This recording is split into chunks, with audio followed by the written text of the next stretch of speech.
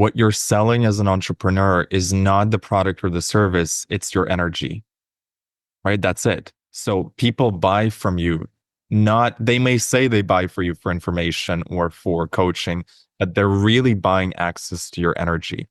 All right, welcome everybody to the Shadow to Self container. And for everyone that's watching the recording, we've got the wonderful James with us, who is going to talk about being seen and podcasting as well. And James is a dear friend of mine.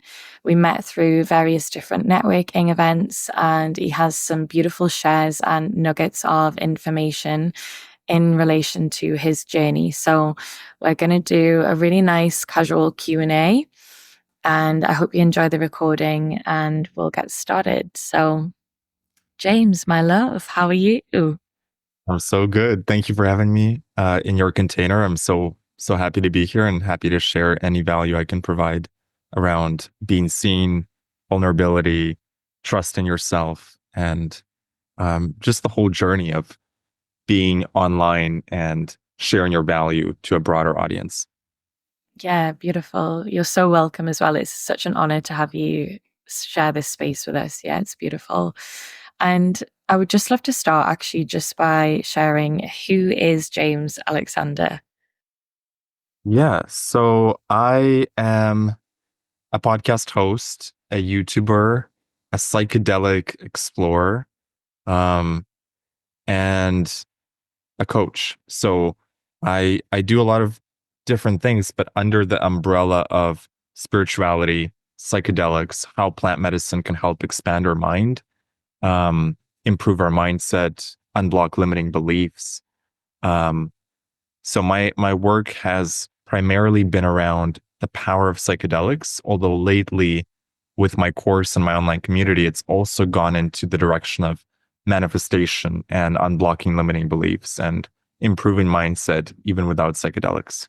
So the way I see it is it's all about consciousness. How can we upgrade consciousness, our consciousness? How can we up level our frequency, up level our ways of thinking, our ways of being, our ways of um, belief in oneself, belief in others. Mm. And just sort of like touching on the raising the frequency and consciousness side of things, how important do you feel that is as an entrepreneur? Because obviously, when we're in the state of service and being of service, how important do you feel like that is? It's hugely important because what you're selling as an entrepreneur is not the product or the service, it's your energy, right? That's it. So people buy from you, not, they may say they buy for you for information or for coaching, but they're really buying access to your energy. They see something in you that they want to embody or that they can learn from. And so imagine I show up to a coaching call and I'm just like flat. My energy's flat, no enthusiasm, versus I show up and I'm ready to rock and I'm ready to inspire. And I'm ready to show up fully as myself, embodying all the light, all the shadow, all the imperfections, but being fully myself. The client can feel that. The client can feel the energy and they get motivated from that. And it's the same thing when I make a YouTube video. I could have the worst lighting, worst mic quality, crappy camera, but if my energy is on point, the person watching the video on the other side of the world will feel that. And I've had videos like that where the quality is not great, but the quality of the energy is great. The quality of the story is embodied. It's true. People really feel that. Versus I could be in the most perfect studio environment with amazing lights, professional mics. But if I'm not feeling fully confident in that moment in what I'm speaking about, the audience is going to feel that. The listener is going to feel that. And so energy, frequency, vibration, it's of such paramount importance because of who you're being. That's what you're delivering, the energy you're exuding. And it all starts from your vibration, from your frequency. Mm. And then just sort of in relation to your journey into entrepreneurship as well, could you just share a little bit about like where you started and then where you're at now with things? Yeah, so it's interesting because there's talk about being seen. There's a story that I still have not fully shared with my audience, and I'm going to give a little sneak peek of it here, which is when I was 20, I made my first million in under a year running an Amazon business. But because I couldn't hold the frequency of that money, I could earn it, but I didn't know how to keep it or invest it. I ended up losing the money and the business. And so I had this start of entrepreneurship, which was this massive success. And then, in my eyes, a massive failure. And then I spent a couple years sort of looking deeper at that, understanding what happened there, and finding myself, finding my spirituality, finding mushrooms and psychedelics, and really exploring the shadows, the light, everything that I needed to learn. Um, and coming back to kind of what I call like a season two of entrepreneurship, where this time when I'm making money, it's much more embodied. It's much more, um, I can really hold the frequency. So every time my income goes up, I can lock it in vibrationally. Versus I think when I was 20, it was too much too fast and I couldn't hold it. Um, so there's obviously a deeper story there, which I'll have to share one time because for the longest time I felt so much, I felt like shame and guilt for losing the money, right? And then I recently shared this story in a group setting and I was shocked because everyone in the group said, "Oh, but we're so inspired by this story because you made the money." But I'm like, "But I also lost it." And so it's funny how the way we see our story is not at all as some other people see it. And this goes straight at the heart of being seen and sharing your truth is that the story you're most afraid to share, or the story you feel shame about, or the story you feel um, guilt about might be the exact thing that could inspire someone else, right? Um, I know it doesn't directly answer your question, but I wanted to start at that piece because I think it ties in really beautifully into this whole theme of this discussion. Yeah, it's beautiful. I actually would just love to touch a little bit more on when you said about locking in that frequency when you receive that money. Are there any like practices or things that you do that essentially help with that? Yes, there's a practice I learned from my friend Jacob, and he said, imagine there's a dial, and it's almost like a thermometer of some sort or a volume dial. And I'm actually going to do this right now. So for anyone listening, this is a great opportunity for you to see where your dial is at. Okay, so the dial is set at $500 a month. That's your monthly income. Tune into your nervous system. How does that feel? Does it feel like, oh, too little scarcity? Does it feel comfortable? Does it feel scary? It's just $500 a month. Okay, I'm gonna turn it up $1,000 a month. How does that feel? $2,000 a month. 3,000. Are you feeling comfortable? Are you feeling still not enough? Too much? $5,000. $10,000. $25,000 every month. $50,000. $100,000 per month. $250,000 per month. And feel the dial, feel yourself actually turning up the frequency and allowing yourself to receive that much a month. 500,000 a month. 1 million a month. So if you really feel into this, and if you do it slowly and you keep turning up the dial, you're going to notice some interesting things. And I'm curious to ask you what you noticed, but you'll notice at some point that your anxiety goes up, or there's a certain point where it feels not enough. Then it feels really comfortable, which is probably where you're at right now. And then it starts feeling not comfortable again. It's like, just as an example, like $500,000 a month. I don't know what that feels like. Hopefully one day I'll find out, but I don't know what that feels like yet. And that it's like, okay, how would I invest that? What would I, am I I'm receiving 500K every month. There's a certain, like, you'll feel yourself glitching out at a certain point when the amount gets too high. I'm curious if that, like, what came up for you as I did that exercise. Yeah, it was really comfortable, and then there was a trigger point at a certain Hmm. amount, and it was Hmm. almost like I was like, "Oh, I think I need to just like lean into this more and adjust to it." But it's interesting because I never would have thought that that number was the trigger point. It's so interesting, right? So this is what you can do, and this is what everyone listening to this can do is wherever your trigger point is, practice every day. So go back to the comfortable point and then churn it up a little more and start getting comfortable with that next level. And I started doing this mentally, visualizing it, feeling it. That's the most important. Really feeling like, okay, what would it feel like to earn past this trigger point? And my income started going up. As soon as my nervous system could feel safe receiving that amount of money every month, it started coming in.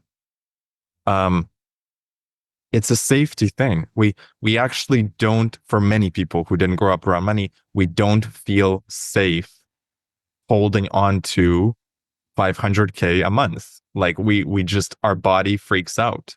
And so and for some people it's 5K, like they can't hold to 5K. For some people it's 1K. If they've lived on the poverty line their whole life or they are just in a very scarcity situation, it's been continuing for months, for them to see 1K in their bank account and not feel like, oh, it'll be gone tomorrow, like some expense will come in, the bills will take it, the credit card bill, whatever.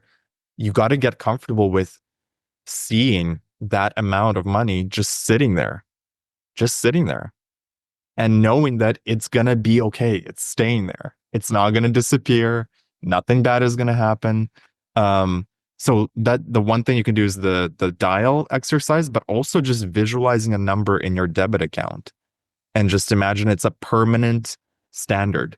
We all have that standard now where if your amount drops below a certain amount, you start feeling it. You're like, oh, I got to make some calls. I got to do some things. This is not good. But but that level could be increased. So let's say for someone listening to this, it's 5K. And if it drops below 5K, they're like, shit, I got to get something going. Well, you can start increasing that to 10K so that 5K starts to feel like, oh, this is not good. And Yeah. 10K feels like this is comfortable. As soon as you have a feeling of naturalness, comfort, that's where whatever you feel natural about is the easiest thing to manifest for you. So the Mm. trick with manifestation is how can I get natural about it? How can I feel like it's in my nature to earn this much, to be this way, to attract these people, to attract these opportunities? Yes. And also, as well, just going back to the scarcity and talking about the scarcity side of things as well, because obviously, a lot of entrepreneurs, especially when we first go into this journey, we face these limiting beliefs that come up. And I'm just interested to know what you feel has been the most challenging part of your journey for you as an entrepreneur. The first one that comes to mind is just receiving. Like this year especially, I started getting requests for coaching. And I've done coaching before, but more on a free basis, never really. And now there was people coming in and they were like, how much do you charge? And I started glitching out because I was like, oh my God, what am I supposed to tell them? And it was a process to work through that and understand that, um, like putting a value on your worth, because also it brings up fear of rejection. If I name this number for this container for this many calls a month and they say no, what does that say about me? Now, the truth is, it doesn't say anything about you at all. But in the beginning stages of going from not a coach to doing coaching, paid coaching, there is there's a lot of shadows that need to be worked through. And I see this a lot with beginner entrepreneurs, the fear of charging for your services. It's a major, major block. And I think the work doesn't even stop there. Like I've gone through that point, but now it's like, okay, now I want to raise my prices. Do I feel good with that? What does that say about my worth? What does it say if someone rejects a higher price? Should I have kept it at the lower price? And it's all these dialogues that you have to go through with yourself to understand that it's okay to raise prices. Your time is valuable. Your energy is valuable. Your service is valuable. Um, a lot of people start doing things for free, and I think that's okay in the beginning. But if you want to turbocharge your growth, start charging. It can be $10, but you got to start charging something because that's where the fears are, right? Free is easy. Free means, oh, if they reject me, it's okay because they didn't pay anything, so I don't owe them anything. Yeah. Someone pays you something, there's a commitment there from them, but also for you to show up, to deliver the results. So I really highly recommend anyone who's in a process of either wanting to raise their prices or charge for something that they've been previously doing for free. That's the leap to take. And so that's been the challenge uh, this year that I have successfully moved through is just charging more for things, charging for my time, being okay. And my friend had a great piece of advice on this. He said, just every time, just raise your price a little bit. So you don't have to make this huge jump every time, but with every new coaching client, just raise it $500. Like Yeah. if it's a 3 month container or something. Or if it's an hourly call, raise it by a couple, I don't know, $50 and just see how you're feeling and allow your nervous system to tune in slowly.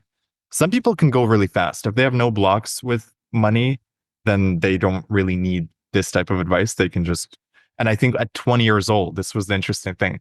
I had less limiting beliefs around money at 20, which is, I think, why I was able to earn 1 million in under 12 months with no problem. The problem is I didn't have the wisdom or the experience or the investment knowledge to keep it. And so, as much as good as I was at making it, I had other things I needed to learn. Um, but yeah, I would say receiving. Like it's so easy for us creators to give our time, give our energy, but are we good at receiving? If someone offered you a free house tomorrow, are you able to receive that? Right? Like Some, notice how your nervous system feels. They're yeah. offering you a house, no strings attached. It's a mansion in LA. And immediately, for many people, their body would be like, oh, what does this mean about this? What does this mean about this? Am I going to have extra responsibilities? What does it mean for my tax situation? It's like their mind goes into overdrive. Yeah. But just allow yourself to receive. Could you receive 10% more love, more abundance, more beauty, more synchronicity, more luck from the universe? Could you receive 10 times more clients this month? What about 2 times more clients? And just keep turning up the dial. Yeah, it's a beautiful way to look at things. And just touching on the how you mentioned the shadow work side of things as well. I would just love to know from you how important you feel it is, especially on this journey when it comes to like raising your vibration and your frequency and entrepreneurship, how important you feel it is to be acknowledging the light and the dark. Yeah, this is something I actually want to get deeper into. Could you, from your perspective, I'd love to hear what does shadow work mean to you? Because this will allow me to dive deeper into it in the right context. Yeah. So I would say for me, it's personally that acknowledgement and coming in to the acceptance of the darker sides of us that we so often tend to hide and suppress. So that Mhm. could look like, especially on the journey with me, it was perfectionism. So feeling like at the start of every breathwork session that I was holding, I felt like I had to have this perfect script. And if anything, it was my ego taking over and wanting to appear knowledgeable and perfect until I actually sat down with myself and was like, that's not the point of service. And it made me look at things from moving from self, which is like the appearance, to then actually being of service. So it was completely abolishing the scripts that I had written and sharing myself from a very vulnerable space. So the difference in the sessions that I saw between having that sort of like perfectionism take over with the scripting side of things, and then going in and sharing my story about PTSD, like sexual trauma, and those shadows that I just really wanted to like push down.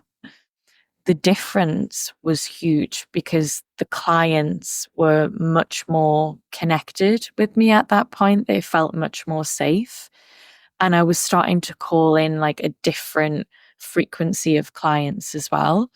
So I feel like it's those parts of us that we, like our ego always wants to keep us safe, and it Yeah. always wants us to appear on the surface and light and, like in that kind of perfectionism state.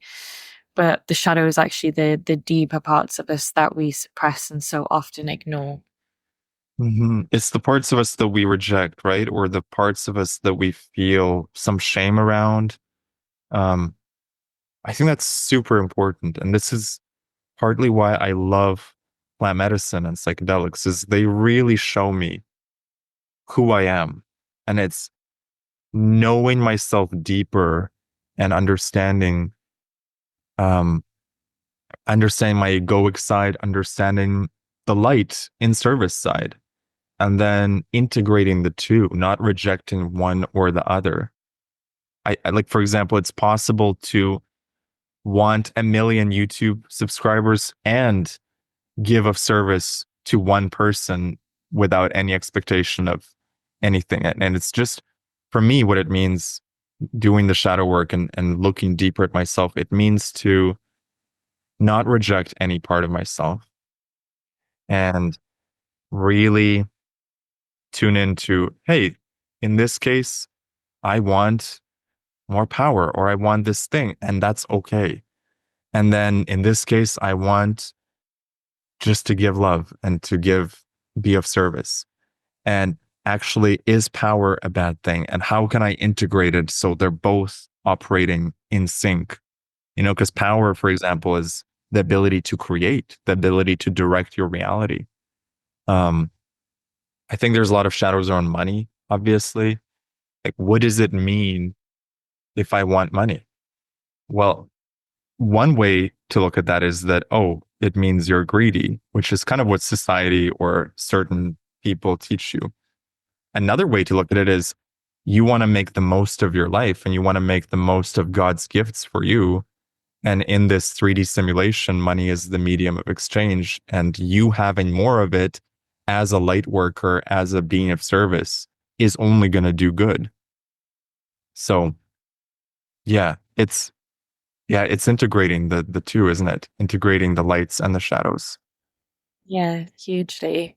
And just in relation to you actually starting the podcast journey as well, and I guess when we move into that realm, there can be some triggers and shadows that do come up because we're front facing, right? And especially with podcasting, it's huge at the moment. So what kind of inspired you to start that journey overall? And then we can go more into that as well. It was the plant medicine. Um, I had always kind of wanted to do a podcast, but where it really became a reality was there was an ayahuasca journey, my very first one, where the message came through so clear that it was time to share the benefits that I've gained from psychedelics with others through video, through podcasting. And this is really an important point. My reason for doing the podcast became greater than the insecurities or the fears that were preventing me from doing the podcast. So if in whatever you're doing or whatever business you're doing, if your reason for doing it is stronger than the fears, you're guaranteed to do it. Um, and my reason for doing the podcast, I could see, like, if I could just get my insecurities out of the way and just share the content, it would do so much good for people who maybe have never tripped on mushrooms intentionally or ceremonially. And I felt really excited by the prospect of making that impact. So I remember there's a lot of shadows that came up with the podcast. Perfectionism, you mentioned, that was definitely one of them, 100%. It's really interesting because I can tell in the beginning, I would edit a lot. Like I would edit the ums and the ahs and like everything I thought was not perfect. Now, when I edit a podcast, I'm doing far, far less edits. And like I just leave things in. The reason being is that now I can see the perfection of the ums and the uhs. I'm like, yeah, it's a natural conversation. Who am I trying to impress? Who am I trying to kid? Like it's a conversation between two people. Of course, there's going to be pauses and breaks and all of that. So as soon as I fell in love with the ums and the ahs and the so-called mistakes, I no longer needed to edit them out. So in the beginning, I thought, oh, I'm editing it to make it better for other people, but it was really editing myself. It was editing myself to make it appear that I'm somehow better or perfect or Yeah. whatever. Um, so podcasting and a YouTube as well, it's been such an amazing journey for me to let go of needing to be anything and just be, just fully show up. Mm. And I think as well, quite a big one that we see is, especially when podcasting is so front facing, is the fear of being seen. And I remember we had that conversation, which actually inspired this workshop. And you shared with me that whenever it comes to being seen, try and think about how you're being of service to others and you're not being of service to self. So it's not about how you look, it's essentially how you present that information for the benefit of other people. And I absolutely loved, like, that sticks in my mind so much, and I feel like it's so valuable for people that are starting out in their like facilitation journey, even a journey of deeper purpose and exploration, because we can get so caught up in that, how do we appear and how do we look? So I would love for you to just expand on that a little bit more, just in relation to like how that came about for you, and like Yeah. just share that from, yeah, that space of openness. The truth of the matter is it's not about you, right? It's not about us. When we're sharing something, when we make a piece of content and we're putting it out there, we got to think about the listener, the audience member, the viewer. It's about them. It's about you're impacting them with your energy, your words, your content, your stories. So the more you can get yourself out of the way and remind yourself, it's not about how my hair looks today. It's not a, the only thing that I would say you want to make sure you have in yourself is the energy piece, that you're speaking from the heart, that your energy is in alignment. That part, yes, focus on that. But everything external, like the appearance, um, the way your voice sounds, the way the mistakes you make while you're speaking, and just focus on the service, the value. And I think I may have told this to you in our previous conversation is by not sharing what you know, you're potentially depriving thousands or millions of people from hearing something that they need to know. So like me not sharing the story of how I made $1 million and lost $1 million is depriving someone out there who might be going through the exact same thing. They just made the money and they're about to lose it. And if they don't hear my story and what I did wrong and what I learned from that experience, they're gonna lose it. So me sharing could help someone save $1 million. Think about Uh, that. I'm here, I'm like, oh, but I'm insecure about sharing this story. And it's like, it's not about me. It's about if you really want to be of service, it's not about us. It's about how can we share the truest, most resonant, most authentic story from our lives that can touch someone else. I had a mushroom trip recently and I had a realization of my mission is how many lives can I touch? How wow. many lives can I touch? And everyone I touch, I wanted to be a positive impact. I want to leave everyone better than I found them in the smallest way or the biggest way. That's not up to me, but I can do my best, you know? So it's everything you said about service in the beginning of this call. It's being of service, constantly refocusing attention on how can I provide value to others? And then the insecurities fade away. Um, yeah, I hope that's helpful. Yeah, extremely, extremely. And I was feeling really cold actually when you were sharing that, because I know that at the moment we are moving into a time of deeper truth. Mhm. And there's a few different things coming through from, especially in the lightworker community, in relation to the blue beings. A lot of people are experiencing different transmissions from the Lemurian times, the blue beings. Is there anyone or any deities or higher realms that you connect to in particular? And obviously included like psychedelics is the main one for you. But is there anyone or anything that you connect with that really helps with raising consciousness and frequency? And how do you connect to those realms? I would say I connect with God, so that's just the most direct way for me.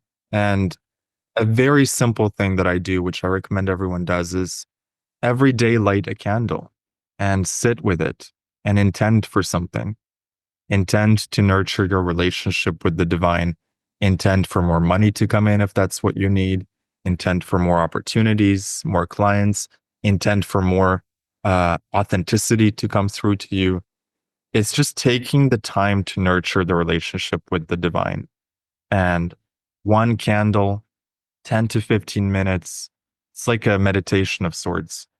Um, that's been really powerful. If you can do that daily, I think that really compounds showing up for the relationship with God every day.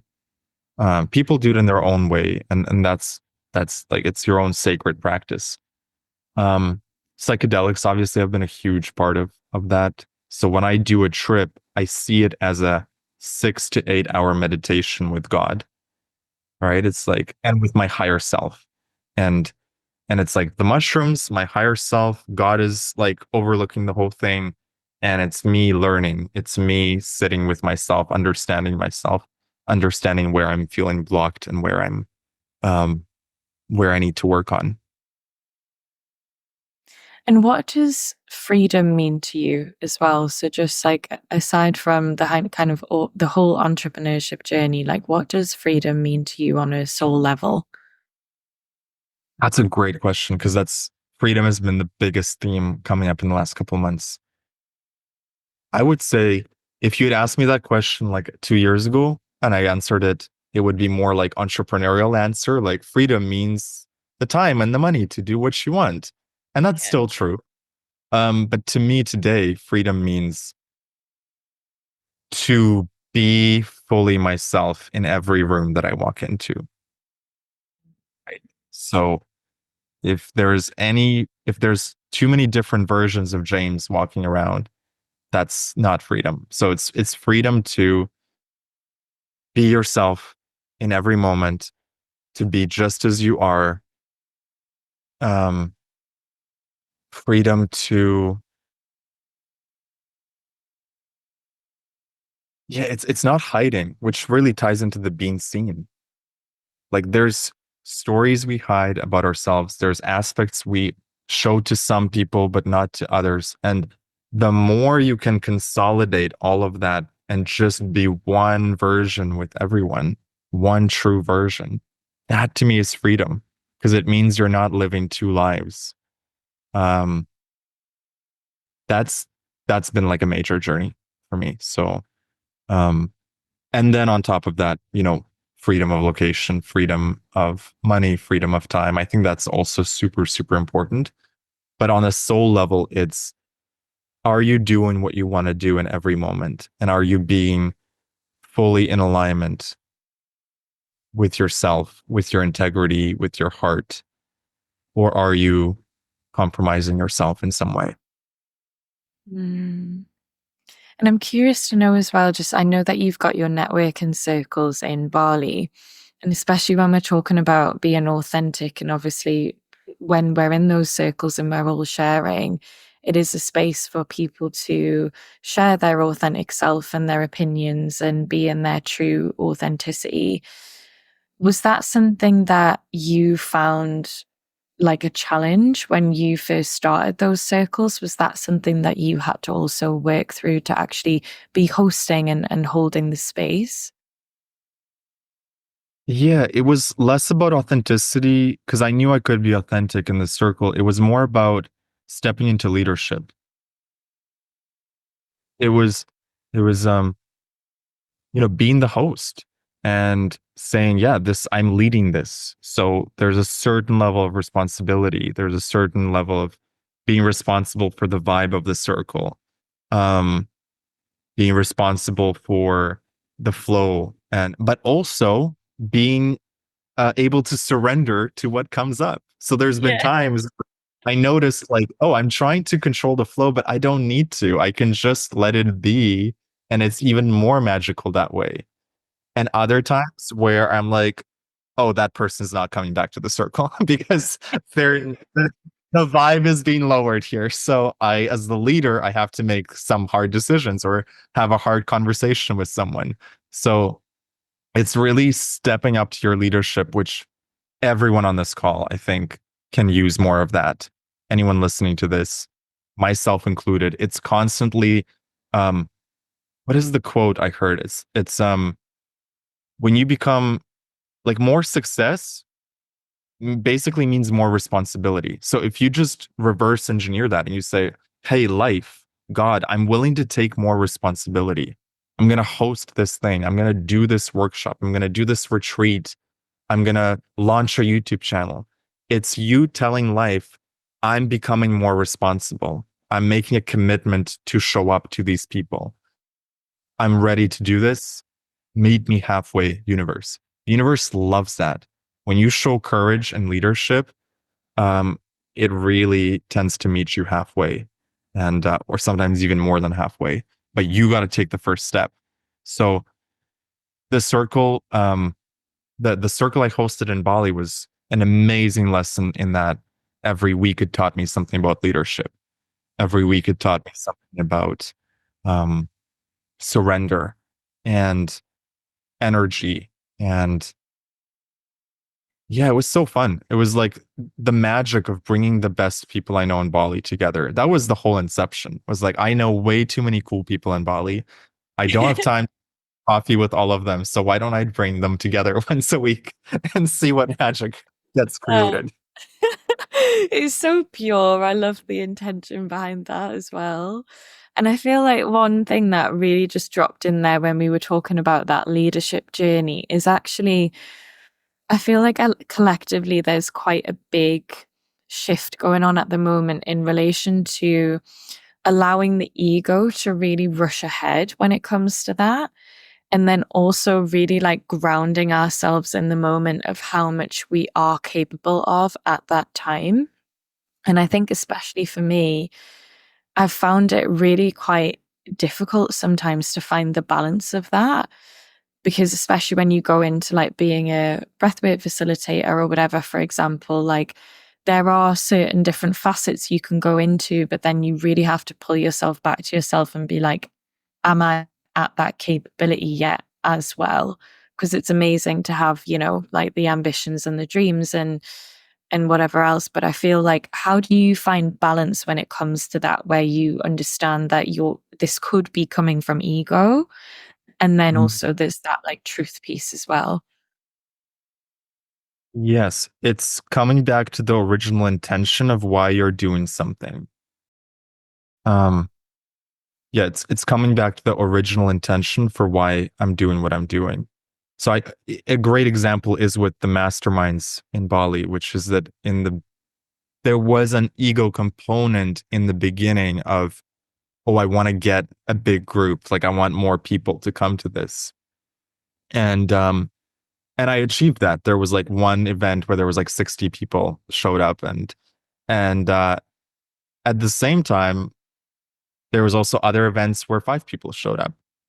And that was amazing too. It was so intimate and deep. And the 5 of us were able to go so much deeper than when it was 60 people. And I learned a lot from that of um my intention was the connection and the intimacy between the people and going deep. So in some ways, more people was taking away from that. So it was really paying attention to my original intention. Why am I doing what I'm doing? This is such a great question for anyone to ask. If you started a project, a YouTube channel, a podcast, a coaching program, a mastermind, and you find yourself stuck, like you don't feel the energy or the motivation anymore, just ask yourself, why did I start this? And am I honoring that original intention? With the podcast as well, right? So in the beginning, I'm like, oh, I'm gonna get the biggest guests. I want Dr. Joe Dispenza on my podcast. How can I get him? And it was this like, and then over the course of doing the podcast, realizing how much I enjoy having a conversation with someone who, based on their online persona, is completely unknown.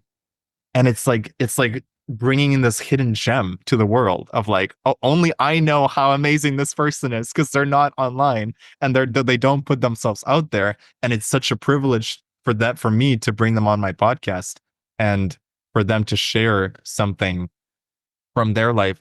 And so it was the complete opposite, from wishing for bigger guests to saying, oh, I have such amazing people in my life right now that I could interview that are not known by anyone. And what a privilege to be able to dive deep into their lives before they're known.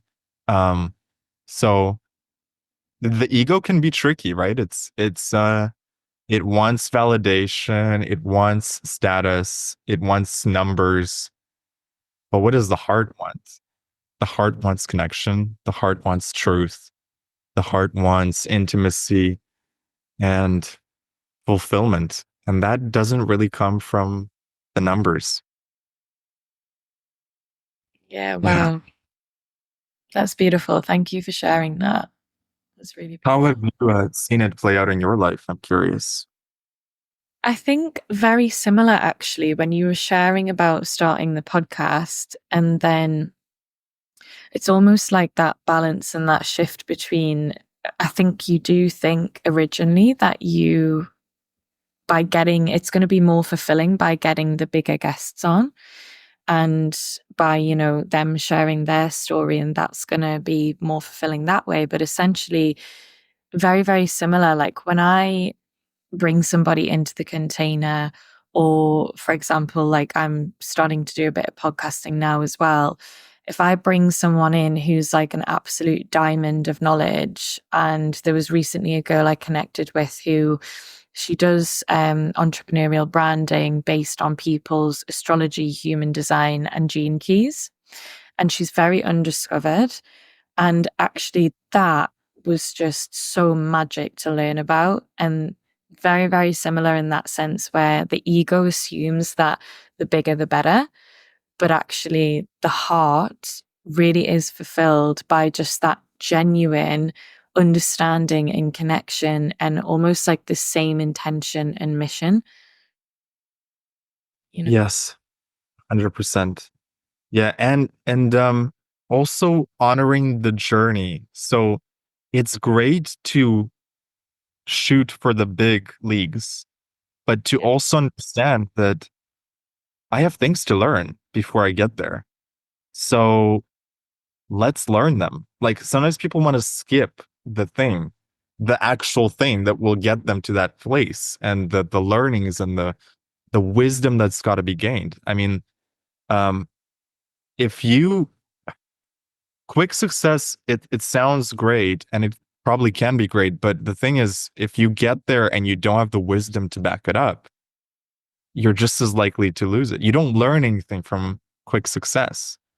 Yeah. Um, so when you can get a couple notches on your belt and actually go through a whole journey, you gain this unshakable security and feeling of security where you know you're able to handle the bigger fish.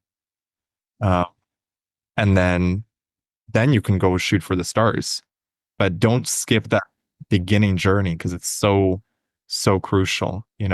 I this happened with coaching too. So when people started asking me for coaching, I went to some of my friends who were coaches and I asked them, what should I charge? And I got two different responses. One person who was very used to high ticket sales, he's like, go charge them, 5 grand, 8 grand or something for 3 months and like do this whole thing and this whole package. And the other person was like, yeah, just start with one call, charge them, $200 or something. And I I tried both ways and I noticed that I was not embodied at that moment in the high ticket sales way. And I lost the client when I tried to go that way. It just didn't work at all. And I knew it wouldn't work because I wasn't embodied in it. But because it was supposed to work, I tried it out. And then when I just started placing a price that felt fair, reasonable, suddenly clients, like the money started coming in.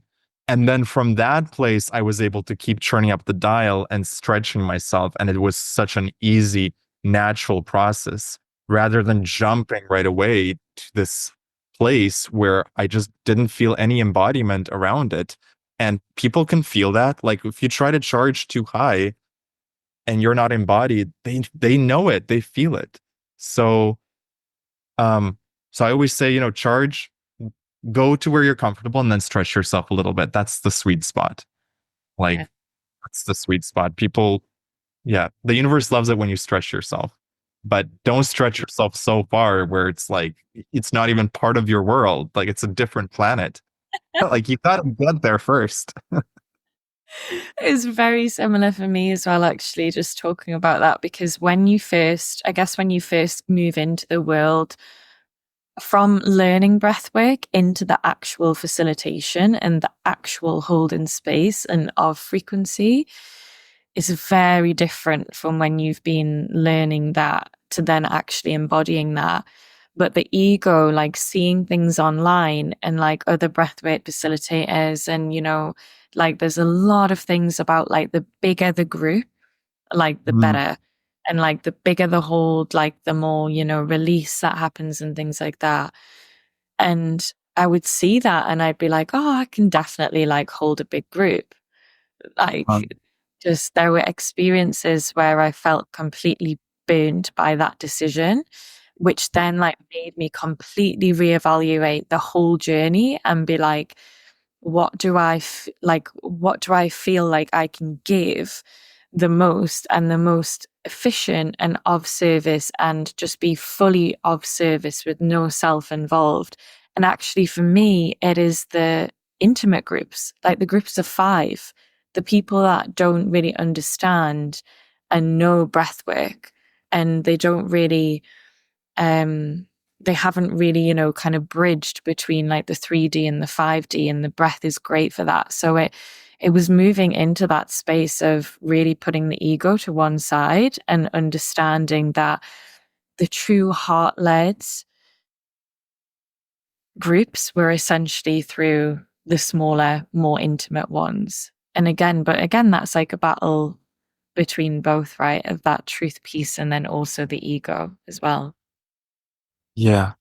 Yeah, I remember reading this from someone where would you rather have 1 million followers who sort of kind of follow you, or would you rather have 10,000 people or 1,000 people that really freaking vibe with your content and they understand you and they love and they'll buy anything from you? I'd rather have 1,000, right?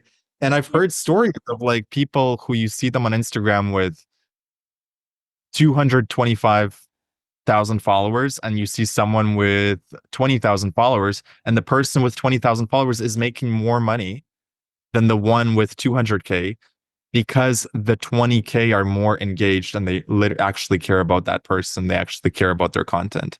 So when you look externally at other people's numbers, you just have no idea what the actual business or the results of that are. Um, so if you can get the 5 people right?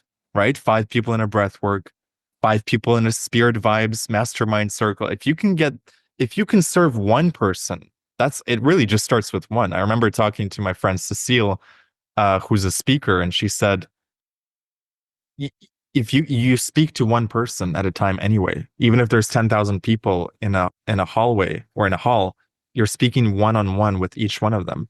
So you serve one person. If one person shows up to your workshop, you serve the hell out of that person. If one person shows up to your breath work, you serve the hell out of that person. They came for you.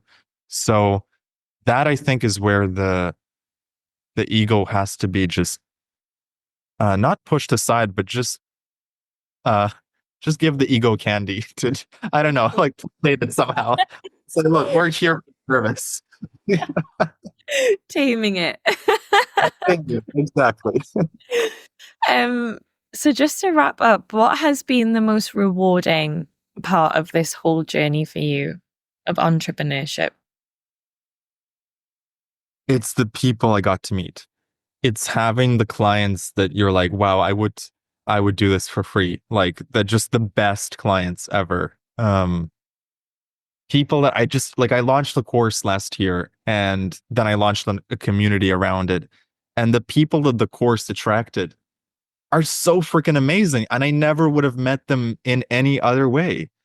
Um, it's just such a blessing. Such a blessing when you meet people that understand you, vibe with you, clients that you can call friends, and that's been the biggest blessing. Mm, that's beautiful. And how do people find you? So I'd love for you to share how people can connect with you, Instagram, WhatsApp, whatever works. Yeah, the best way is jamesxander.com. That has all my links to my YouTube, my podcast, my Instagram, or if they just search James Xander on YouTube or James Xander Trip for the podcast on Spotify. That's the best way to learn about me, to get to know me, and to vibe with me. I love vibing with people. I love getting to know people. So send me a DM if you enjoyed this, if you got anything out of it. And I just want to leave people with that thermostat exercise. Just keep turning up the dial, whether it's a dial of money or a dial of confidence, a dial of leadership. Keep stretching yourself. Don't stretch yourself so far that you burn yourself out. But bit by bit, you develop the muscles, the money muscles, the leadership muscles, the intuition muscles, the being true to yourself muscles. Yeah.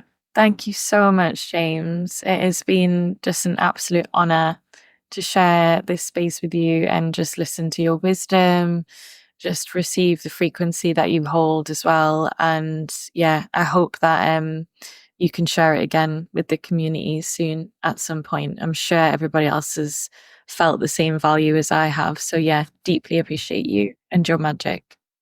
Thank you so much. It's been such a pleasure. Loved your questions, love your presence, and your presence brings out my presence. So that's how it always works. And yeah, it's been a real pleasure.